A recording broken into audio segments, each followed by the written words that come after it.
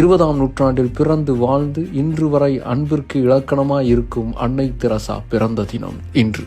1910 August மாதம் 26ஆம் தேதி மெசடோனியாவில் இருக்கக்கூடிய ஸ்காப்ஜேங்கிற இடத்துல ஆக்னஸ் கோங்ஸா பிஜாக்ஷு என்ற இயற்பெயரில் பிறந்தவர் அன்னை தெரசா. 18 வயசுல அயர்லாந்துக்கு நன் ட்ரைனிங்க்கு போய் அங்கிருந்து 1929 இந்தியாவுக்கு கிளம்பி வந்தவர்.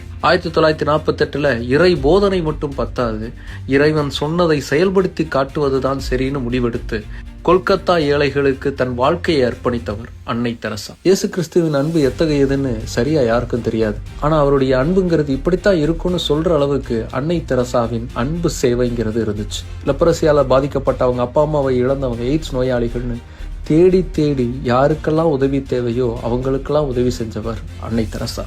மிஷனரிஸ் ஃபார் சேரிட்டி அப்படிங்கிற ஆர்கனைசேஷனை ஆரம்பிச்சு அதை 130 நாடுகளுக்கும் மேலாக கொண்டு போய் சேர்த்தவர் அன்னை தெரசா.